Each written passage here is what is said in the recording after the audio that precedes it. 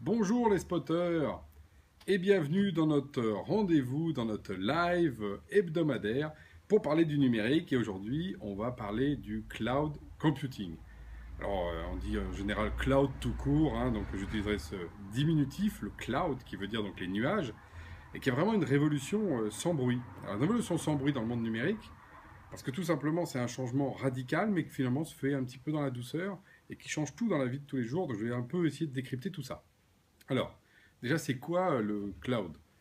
Le cloud, c'est tout simplement l'idée sur laquelle les ordinateurs, vous savez, ces trucs qui tournent, alors soit personnels, soit justement les serveurs d'entreprise, au lieu de les avoir sous vos genoux, dans les sous-sols, ou vous savez, dans les KGB qu'on avait avant, tout simplement, on les avait dans des grands data centers, et que par contre, nous, en tant qu'utilisateurs, on y accède par le réseau.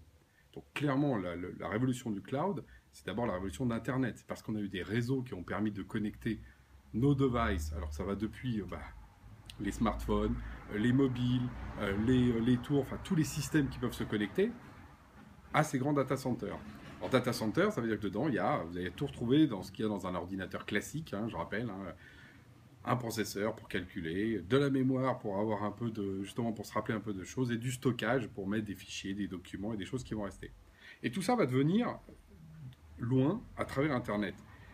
Et pour vous donner un ordre d'idée de la vitesse à laquelle ça va, je vous donne les chiffres de l'industrie. L'industrie aujourd'hui, c'est 330 milliards pour le logiciel, plus de 150 milliards pour les infrastructures. Vous voyez, c'est énorme à l'échelle de la planète. En 2011, je reprends mes notes, il y avait 3% seulement qui étaient dans le cloud, 11% en 2014, 25% en 2017. Un quart de ce que vous faites aujourd'hui se trouve justement dans cette informatique dit dans les nuages, dans le cloud. Et la tendance, évidemment, est en accélération. On prévoit d'ici une dizaine d'années que tout sera dans le nuage. Alors, qu'est-ce que ça change? Ça change déjà qu'on s'occupe de rien. Pour ceux qui ont eu soit les ordinateurs chez eux ou justement les fameux serveurs qu'on avait dans les entreprises, on était toujours emmerdé avec des systèmes, il y avait des sales machines, il y avait des câbles, les ordinateurs vieillissaient. Et tout d'un coup, tout ça disparaît. Tout ça, d'ailleurs, on l'appelle, je ne sais pas si vous avez entendu ces termes, le SaaS, Software as a Service, ou IaaS, Infrastructure as a Service, c'est un terme qui va avec.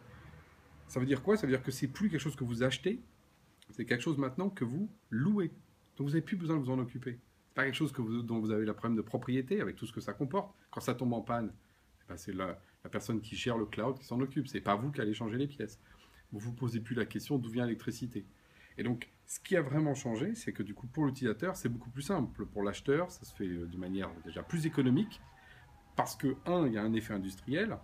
Les acteurs du cloud, c'est pas des artisans, c'est pas des gens qui gèrent 3-4 serveurs, ils gèrent des centaines de milliers.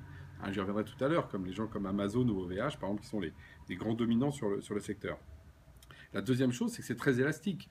Quand vous achetez, vous êtes obligé de provisionner, puis votre KGB il est trop petit, vous avez vos 10 ordinateurs, vous n'avez plus la place d'en mettre un 11e, vous faites comment? Vous déménagez? Bon. Dans la transfo digitale, aujourd'hui, l'avantage, c'est que vous avez une activité qui nécessite tout d'un coup plein de serveurs pour faire un nouveau système de réservation client ou un système de big data pour aller faire justement de l'analyse de vos ventes ou un système de réseau social d'entreprise, mais vous ne vous posez plus la question de la taille de votre KGB.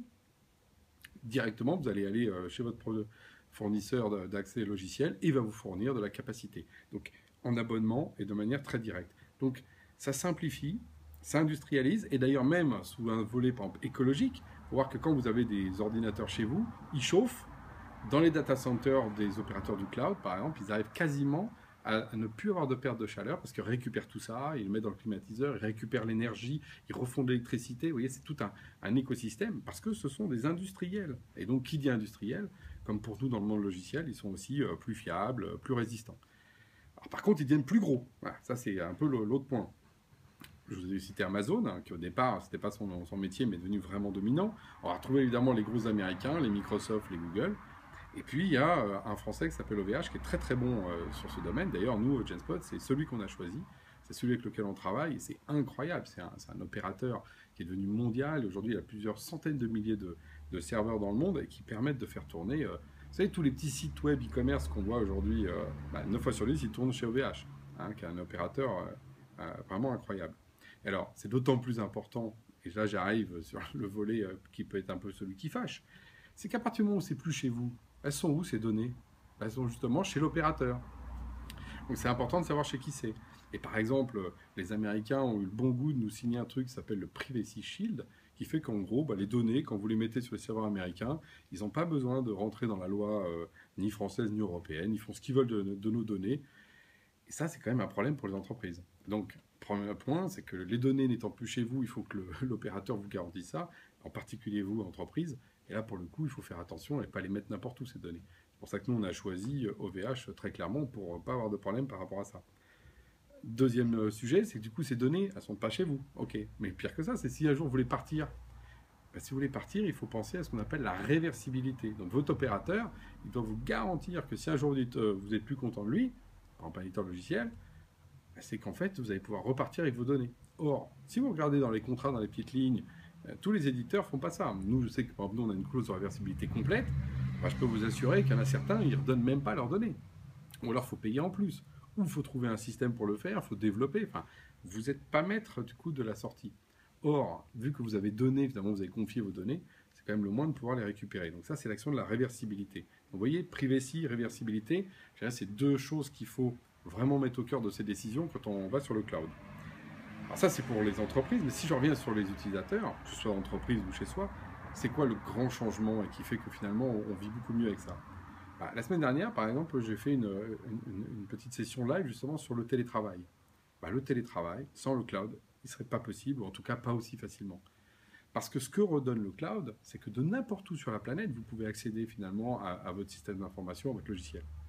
Quand vous avez un JetSpot, par exemple, vous allez depuis vos vacances, en passant par chez vous, en revenant au travail, n'importe où, vous allez pouvoir accéder.